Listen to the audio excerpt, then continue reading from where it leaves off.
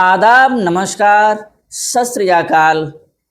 प्यारे साथियों, आप सभी का सुनील एकेडमी में हार्दिक स्वागत, अभिनंदन है। मैं सुनील कुमार आप लोगों को पढ़ा रहा हूँ हिंदी साहित्य। और हिंदी साहित्य में हमने पिछले क्लास में देखा कि भारतीय विद्वान ने हिंदी साहित्य इतिहास के संदर्भ में अपनी क्या परिभाषाएं रखें। आज हम पाश्चात्य विद्वानों को पढ़ेंगे और उनकी परिभाषाओं को समझेंगे। ठीक है, चलिए हम देखते हैं। देखिए, सबसे पहले आते हैं हेरोडोटस, हेरोडोटस या हेरोडोट्स या हेरोडोट्स। देखिए, इनका समय है 484 ईसा पूर्व से 425 ईसा पूर्व तक। जन्म होता है यूनान ग्रीक के हेलिकार्नेसस नामक स्थान पर। पुस्तक की रचना करते हैं हिस्टोरिया या हिस्टेरिया या कह सकते हैं हम द हिस्ट्रीज। हिस्ट्री जिसे हम इतिहास कहते हैं, शब्द के प्रथम जो प्रयोक्ता रहे हैं वह रहे हैं हेरोडोट्स। इन्होंने इतिहास की व्याख्या भौतिकवादी दृष्टिकोण से की है। इन्होंने इतिहास को खोज, गवेषणा एवं अनुसंधान के अर्थ में ग्रहण किया है। देखिए, यहाँ दो शब्द हमें मिलते हैं जो थोड़ा सा समझने में अटपटा लगेगा कि ये शब्द क्या हैं, आखिर इसका अर्थ क्या हो सकता है। तो जहाँ तक मैं समझ पा रहा हूँ, भौतिकवादी दृष्टिकोण वह जीवन दृष्टि है जिसमें व्यक्ति संसार की वस्तुओं, सुख सुविधाओं और धन संपत्ति को ही जीवन का मुख्य उद्देश्य और अंतिम सत्य मानने लगता है, और आत्मा, नैतिकता, आध्यात्मिकता या हम कह सकते हैं परामर्थ को वह गौण मानता है, या हम कह सकते हैं उसे वो क्या करने लगता है, अस्वीकार करने लगता है। ठीक है, दूसरा शब्द हमारे सामने आया गवेषणा या अनुसंधान। ठीक है, गवेषणा या अनुसंधान का हम क्या अर्थ निकाल सकते हैं, थोड़ा मैं आपको समझाने की कोशिश करता हूं। गवेषणा एवं अनुसंधान उस वैज्ञानिक और व्यवस्थित प्रक्रिया को कहते हैं जिसके माध्यम से किसी विषय, तथ्य, समस्या या घटना के बारे में गहराई से जानकारी प्राप्त की जाती है और नए ज्ञान की खोज की जाती है। क्या आप समझ पा रहे हैं हमारी बात को?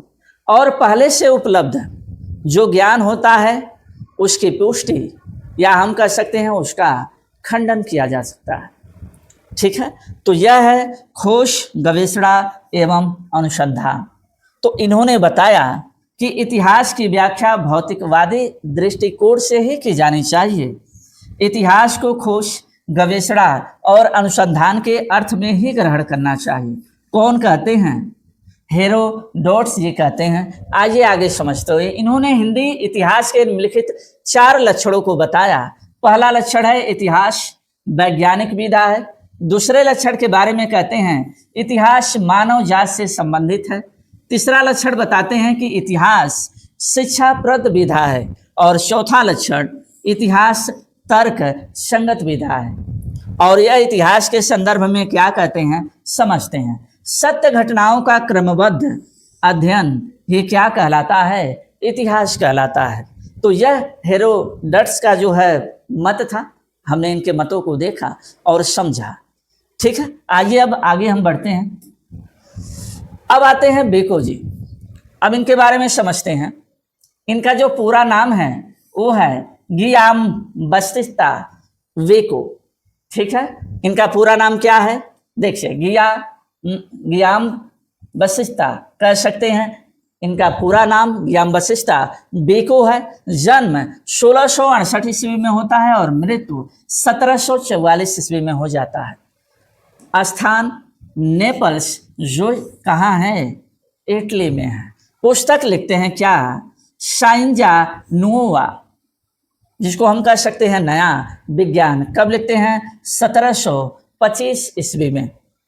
बेको के अनुसार इतिहास मानव की चेष्टा तथा चिंतन का फल है इसका स्वरूप समाज और संस्थाओं के निर्माण से परिपूर्ण है। इसमें समानता और निरंतरता का प्रवृत्ति होती है। ये कहते हैं कि इतिहास मानव की चेष्टा है और उसके चिंतन का क्या है, फल है। और साथ साथ बताते हैं क्या, इसका स्वरूप समाज और संस्थानों के निर्माण से परिपूर्ण है। बिल्कुल सही है। इसमें समानता तथा निरंतरता का प्रवृत्ति होती है। ठीक है, आगे क्या कहते हैं,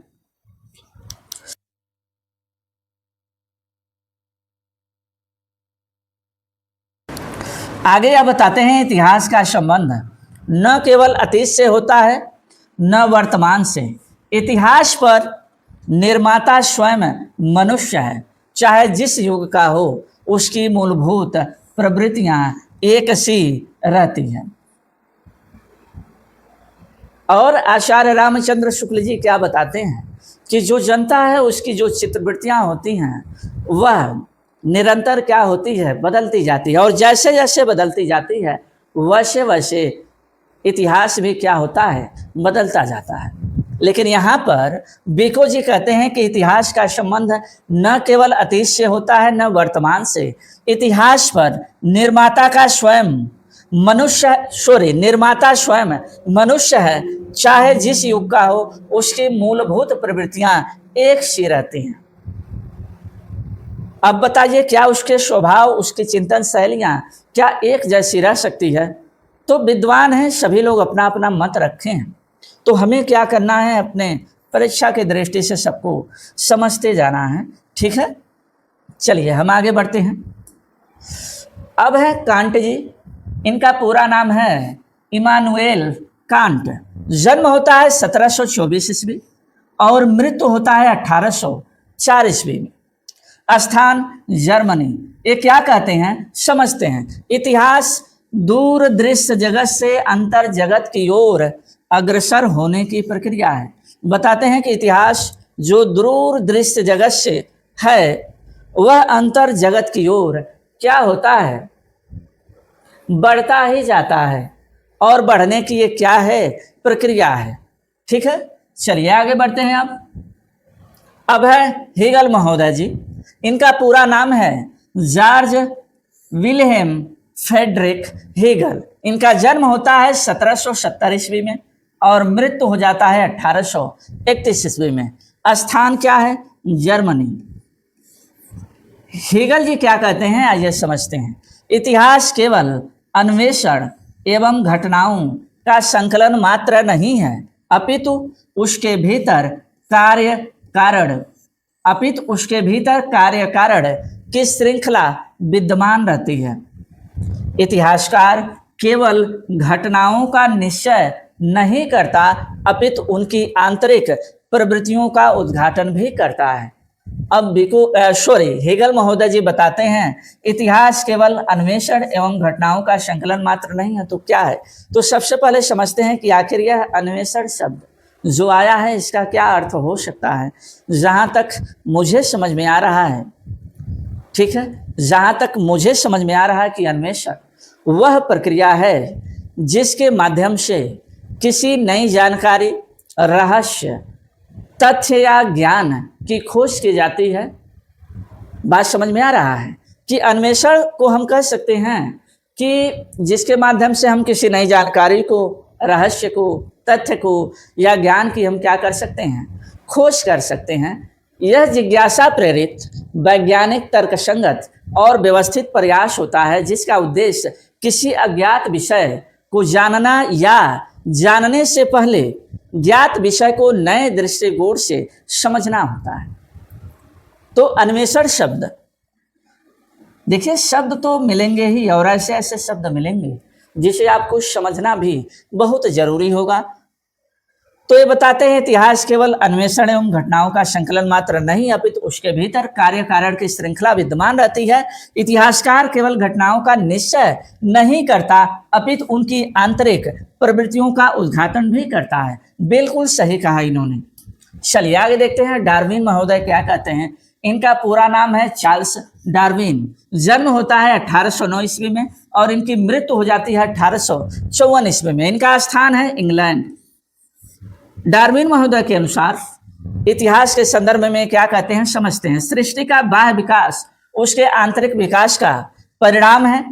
किसी कार्य के पीछे कुछ निश्चित कारण होते हैं, इसी कारण कार्य श्रृंखला को खोजते हुए सृष्टि की आंतरिक विकास प्रक्रिया को समझना इतिहास है। ये बताते हैं कि सृष्टि का बाह्य विकास उसके आंतरिक विकास का परिणाम है।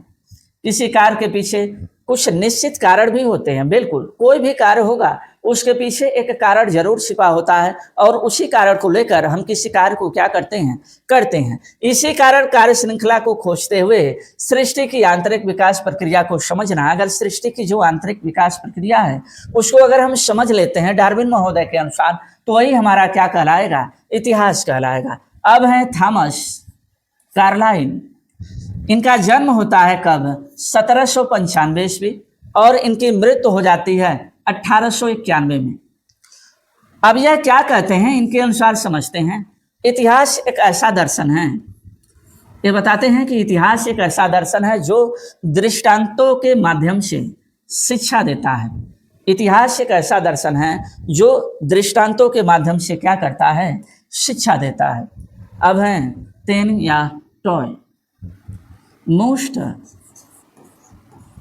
इम्पॉर्टेंट टॉपिक है, इसलिए इसको बहुत ही बढ़िया तरीके से पढ़िए।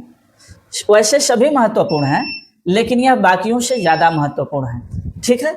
चलिए, तेन या टॉय, इनका पूरा नाम है हिप्पोलिट एडोल्फ तेन। जन्म होता है इनका 1828 ईस्वी और मृत्यु हो जाता है 1893 ईस्वी में। स्थान है फ्रांस। अब ये क्या कहते हैं, आइए हम समझते हैं। कहते हैं कि साहित्य के इतिहास को समझने के लिए उससे संबंधित जातीय परंपराओं, राष्ट्रीय और सामाजिक वातावरण एवं सामाजिक परिस्थितियों का अध्ययन विश्लेषण परम आवश्यक है। किसी जात विशेष की वातावरण विशेष से प्रभावित एवं क्षण विशेष से निर्मित प्रवृत्तियों एवं घटनाओं का विश्लेषण क्या कहलाता है, इतिहास कहलाता है, ठीक है। अब यह बताते हैं साहित्य के बारे में कि साहित्य के इतिहास को समझने के लिए उससे संबंधित जातीय परंपराओं, राष्ट्रीय और सामाजिक वातावरण और सामाजिक परिस्थितियों का अध्ययन और उसका विश्लेषण करना जो है अति आवश्यक हो जाता है, ठीक है। अब हम आगे समझते हैं। अब हैं हडसन महोदय जी। अब समझते हैं हडसन महोदय जी क्या कहते हैं। देखिए, साहित्य के इतिहास में काव्य रचयिता के व्यक्तित्व एवं प्रतिभा को भी महत्व देना चाहिए। हडसन के अनुसार साहित्य के इतिहास में काव्य रचयिता के व्यक्तित्व एवं प्रतिभा को क्या देना चाहिए, महत्व देना चाहिए, ठीक है। अब है हेराल्ड पी सिमनसन। इनका क्या कहना है, ये कहते हैं साहित्य का इतिहासकार यह पता लगाने का प्रयास करता है या चेष्टा करता है कि किसी लेखक ने अपने समय और अतीत से क्या प्राप्त किया और बदलने में उसने अपने समय तथा परिवर्तित काल को क्या दिया। अब यह कहते हैं कि साहित्य का इतिहासकार यह पता लगाने का प्रयास करता है, उसकी चेष्टा होती है कि किसी लेखक ने अपने समय और अतीत से क्या प्राप्त किया है और बदलने में उसने अपने समय तथा परिवर्तित काल को क्या दिया है। बिल्कुल सही कहा इन्होंने।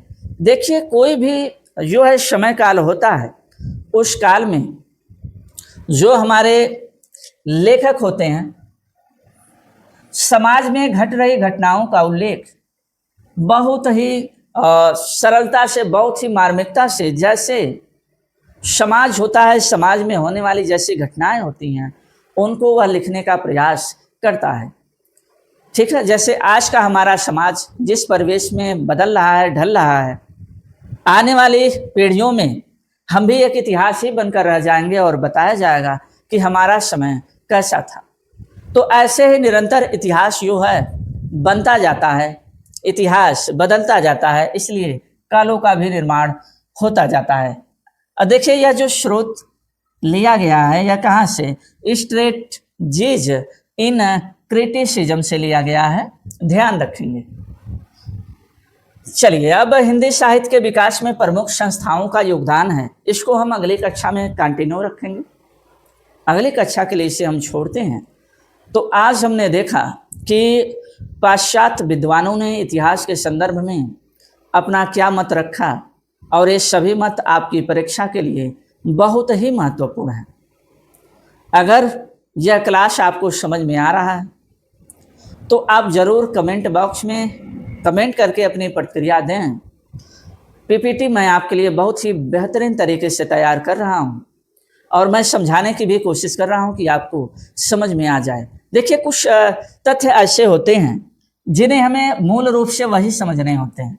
अगर मैं बहुत ज़्यादा बाहर से समझाने की कोशिश करूँगा तो एक क्लास बहुत लंबी हो जाएगी और मुझे लगता है कि आपका समय बहुत ही मूल्यवान है। तो वही चीज़ें समझिए जो आपके लिए बहुत ज़रूरी है, ठीक है ना।